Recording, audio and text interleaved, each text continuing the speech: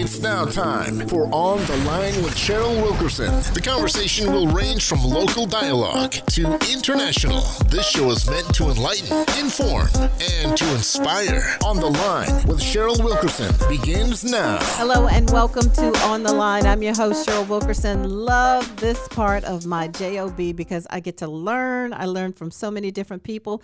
And today, it's going to be another learning day. You will learn a lot and you will be going away thinking about this show, thinking, oh, that's knowledge I did not have. I welcome to the show today Dr. Stephanie J. Richmond. She's an associate professor of history in the Department of History and Interdisciplinary Studies right here at Norfolk State University, also the director of the Joseph Jenkins Roberts Center for the Study of the African Diaspora. Thank you and welcome to the show, Dr. Stephanie. I'm so excited. This is going to be good. Thank you so much for having me. Not a problem. So how long have you been at Norfolk State? So this is the start of my 12th year. So I've been here since 2012. And I absolutely love it. I have the pleasure of working with wonderful colleagues and our great students, and to work on all kinds of different research projects with them and with our partners in the community. Well, why Norfolk State? Can you give us some background as to how you chose Norfolk State? How I chose Norfolk State. So this is kind of the year I finished my PhD. There were 8 jobs in women's history in the whole country, and NSU was one of them. So I was very, very privileged to be offered the position, and I came here not really knowing a huge amount about the university. I knew it was a HBCU. I did my graduate work in the DC area, and I had been teaching at community colleges and small private liberal arts universities. So I had plenty of experience teaching really diverse student bodies. I taught at a Hispanic serving institution and then for Northern Virginia Community College after I finished my PhD. And so, NSU was a little bit of a culture shock when I got here, but I think I've settled in pretty well and just really enjoy teaching the students here and working with my colleagues, and can't see myself teaching anywhere else at this point. Now, 2 questions. Why was it a culture shock? So I'm white. I'm one of the handful of white faculty in the history department. And I did all of my work, undergrad and graduate work at PWIs, all private institutions as well. So coming to a public university, and then coming to an HBCU were a bit of a culture shock for me. Okay. And that's interesting. That's another whole show, but yeah, that's another whole show. We can talk about that. Yes, it is. But how did you get so interested in this history?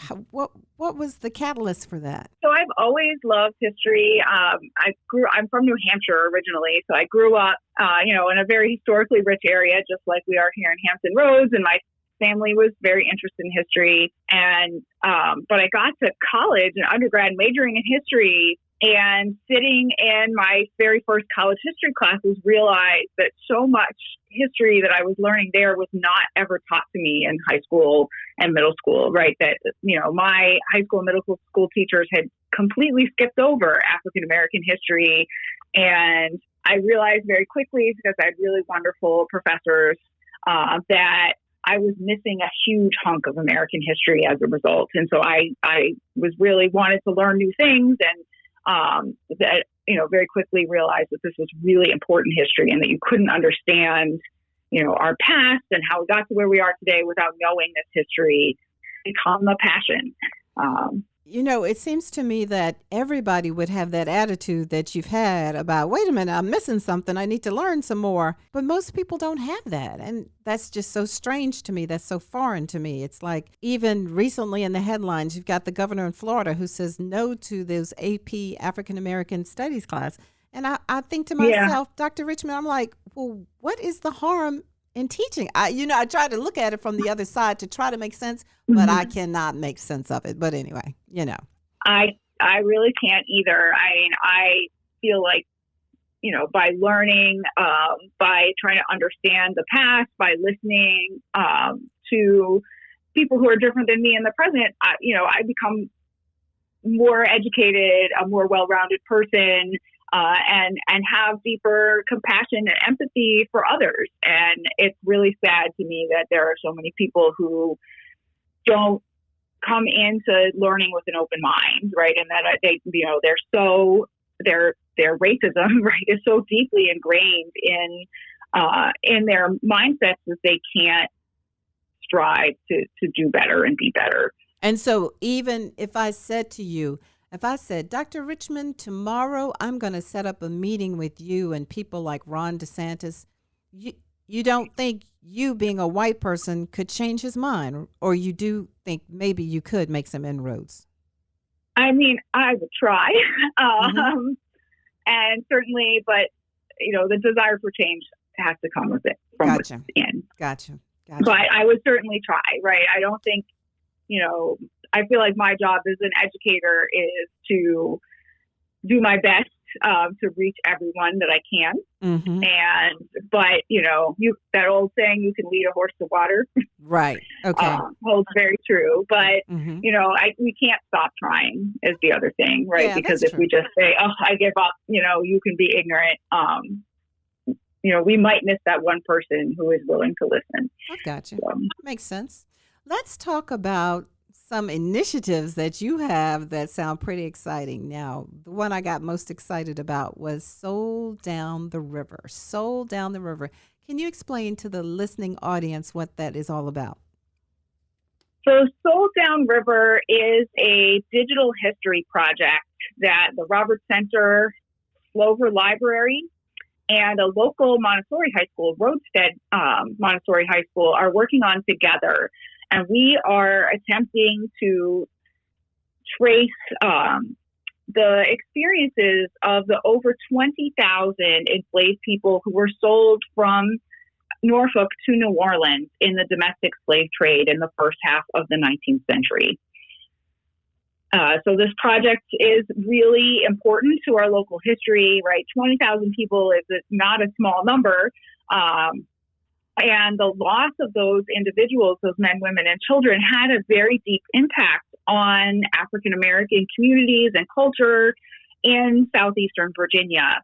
And it also has a big impact on African-American culture in the Mississippi River Valley. So there's a lot of cultural connections between southeastern Virginia and Louisiana in this time period and going forward. And so our hope with this project is that we can actually do what's called reparative genealogy, right? Where we are just, finding the identities of the men, women, and children. We're going to tell their stories, right? So we can put them back into the historical narrative and help genealogists and historians and other researchers find this information and use it to learn more about the past.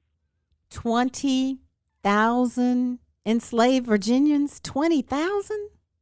20,000. And we think probably more than 20,000. That's our kind of rough estimate, looking at the records that exist from the U.S. Customs Service. So there are ship manifests with names, but we know those are not complete. And so we're going through other sets of records to try and expand this list and to find out more about what happened to each of these individuals. Well, and so why taken from Norfolk to New Orleans?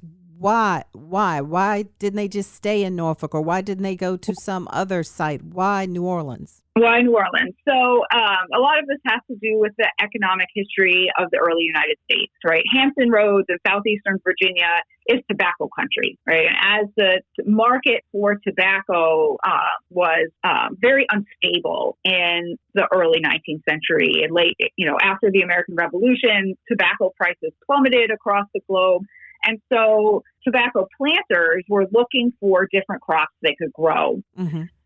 The one most valuable crop is cotton, but until the invention of the cotton gin in 1793, cotton was not really a economically viable crop, not because it's actually easier to grow, but getting the seeds out of the cotton so that it can be processed and turned into thread and cloth was much too labor intensive. And so it made cotton way too expensive. With the invention of the cotton gin, cotton production takes off in the new United States in the mid 1790s, but cotton, you can grow cotton in Tidewater, but it doesn't grow that well compared to South Carolina and Georgia.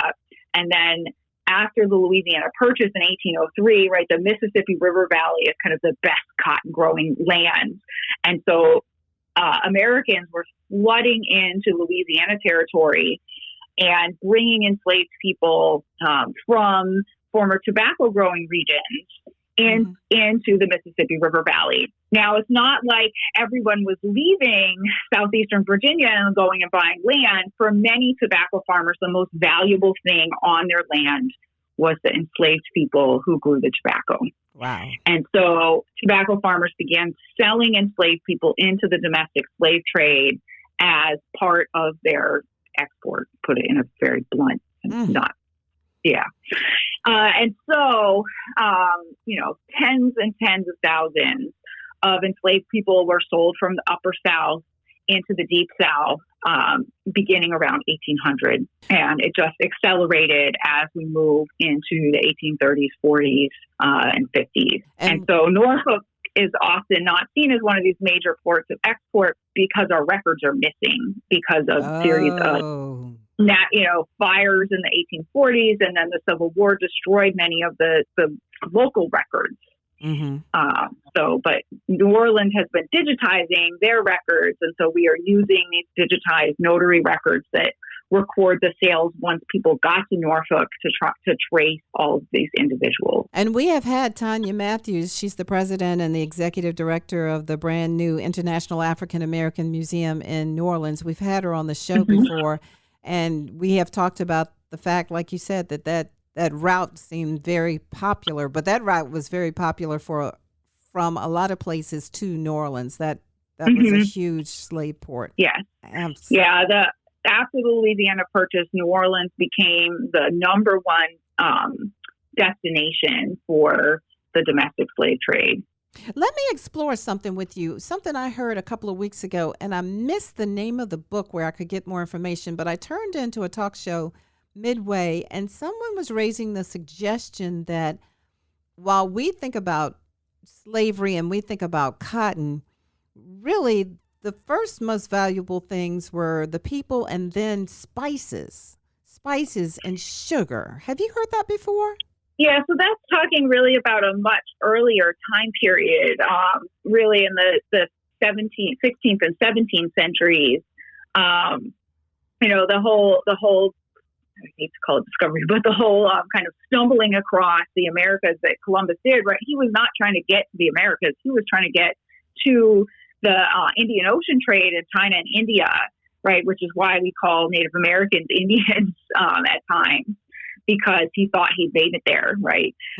But those who, kind of came right after him, and many of the men on his own ship realized they'd gone someplace new, and that much of what was being extracted from the Americas by the Spanish, the Portuguese, the French, and eventually the English was material goods, raw materials, and silver, so that they then could go to China and India and trade for spices and silk and other luxury goods.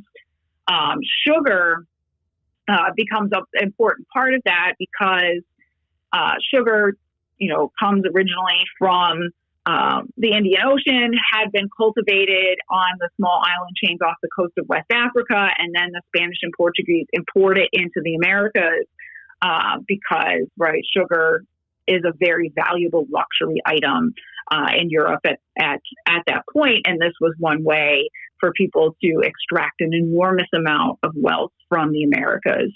But indigenous people don't know how to grow sugarcane because it's not native to the Americas. And so they have to first import Africans who are, brought, enslaved Africans who are brought to the Americas to teach indigenous people how to grow sugarcane and how to process it. And then once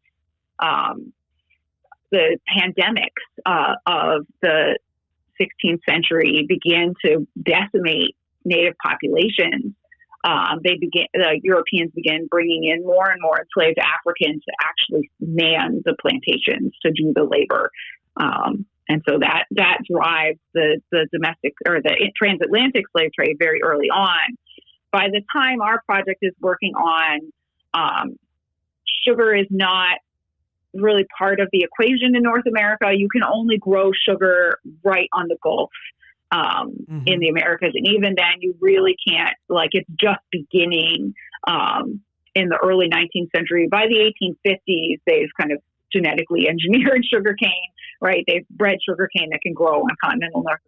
Even then, it's only along the Gulf Coast where it's very, very warm and humid.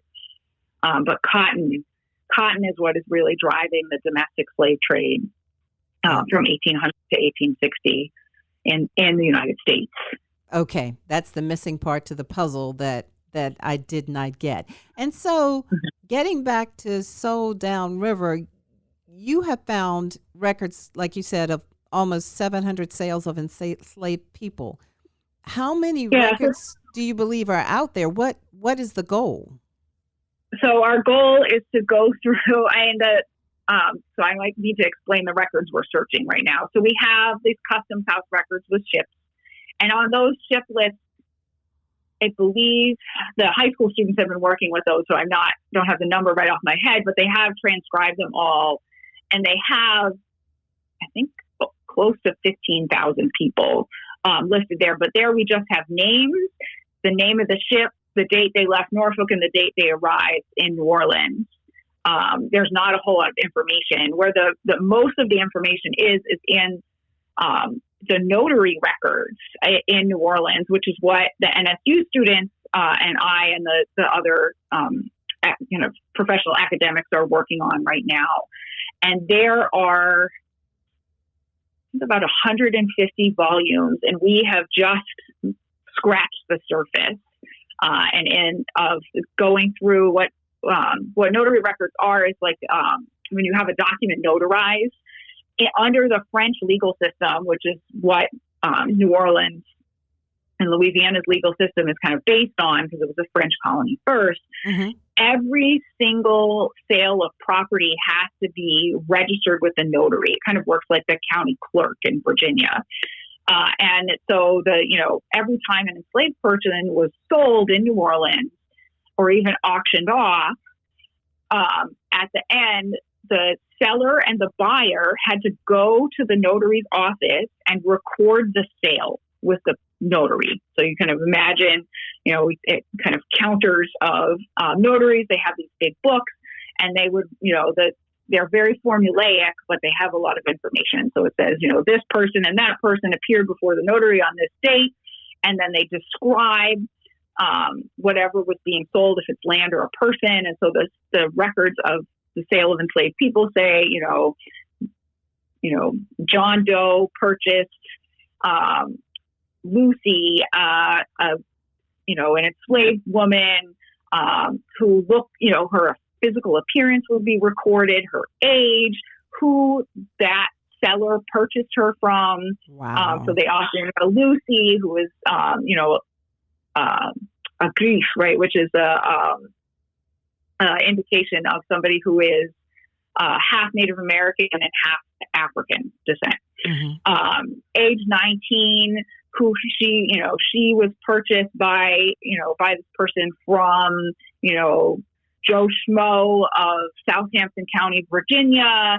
And she was auctioned by this auctioneer at the St. Louis Exchange, which is a big auction house in New Orleans.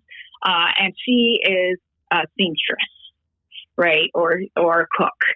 And then there are often these documents called certificates of good conduct, which the state of Louisiana required accompany each enslaved person brought into the state, that says this is where they came from, this is what this individual looks like, and whether or not they have, and I'm making air quotes here, character flaws, right? Do they run away? Do they have a history of fighting back? Those kinds of things. And so often, people's personalities are also described in these records. If they have family, if this woman had a child, right, that she had been separated from, that is often documented in there because it makes her more or less of a risk of running away. And then the price that was sold, or that she was sold for, whether or not that was paid in cash or with a mortgage. And so we then know, kind of the details of the sale, a little bit about this person's life before they were sold, and then who they were sold to, which lets us go look in census records and other county court records to see if we can figure out, what was her life like before she was sold, and what might it have been like after. We can trace, and hopefully as we're working, we should be able to start connecting as people are resold in the Mississippi River Valley. Many of those sales also took place or were recorded in New Orleans. And so we might be able to track her, because many of these cotton plantations, they were crazy successful for a couple of years. Mm-hmm. And then the plantations were mortgaged to the hilt, right? The land, the people on them. And so one bad year of the cotton crop and the planter could go bankrupt. And so then he might sell, many of the enslaved people to try and prevent himself from losing his plantation, or sometimes even the whole plantation and all the enslaved people working on it would be sold in a bundle. So people show up again and again in these records because the market is so volatile that people make lots of money and they also lose their shirts. As you are saying this, Dr. Richmond, I am just, you are giving us the facts, you are giving us the history, and I am sitting here feeling some kind of way. I'm trying to tell you, I am just, I don't know how to describe it, but it's like, how could people be so cruel? How could people be so evil? It's just not easy to get into your spirit that all of this could have taken place. Yeah, that's one of the things with my students when we work on this stuff. It is emotionally, for us, very hard to read, right? And to realize, because we're really interested in the lives of the enslaved people, right? What was their life story, right? The histories of these planters have been written, right? That part is not new, but the experiences of the enslaved people, there are a few books out there, but many of them are older at this point because these records are scattered all over the place. It's hard to trace people, right? And they're incomplete. Yes. And so we talk a lot with the students about, you have to pace yourself with this. You can't sit and work in the archives on this for 8 or 10 hours because it does, it hurts your soul to think about what these men, women, and children went through, right? What that experience must have been like, because we're sitting there, in front of a computer screen with, old documents in bad handwriting and trying to piece this all together. And I can't, and every time I sit down and read one of these records, the enslaved person was standing there while these were being recorded. Yes. And to think about, that uncertainty and the fear, right? They don't know what's going to happen to them. Life in the cotton field is hard, right? It was hard work. The level of violence on those plantations is horrific, right? To be pulled away from your family, to not know what was going to happen. And many of the people sold are the age of my students. They're 18, 19, 20 years old. Yes.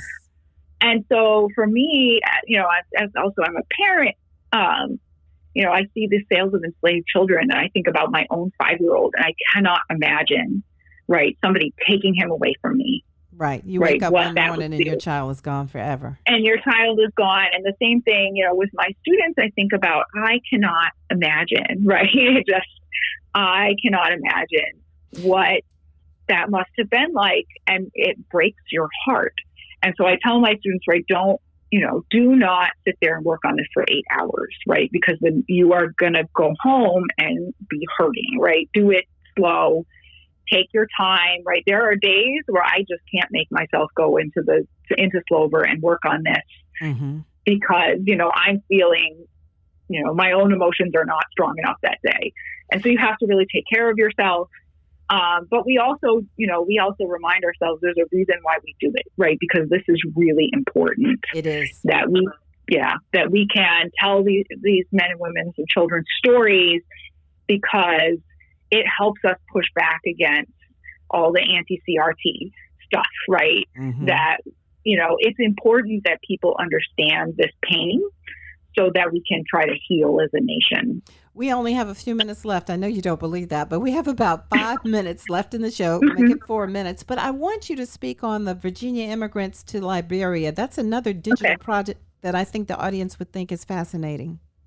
Yeah, so this is a slightly longer running project. So Virginia Immigrants to Liberia, the project itself has actually been around since the 90s. It was started by Virginia historian Marie Tyler McGraw, who wrote a book about Virginia's, the immigrants from Virginia who went to found the nation of Liberia.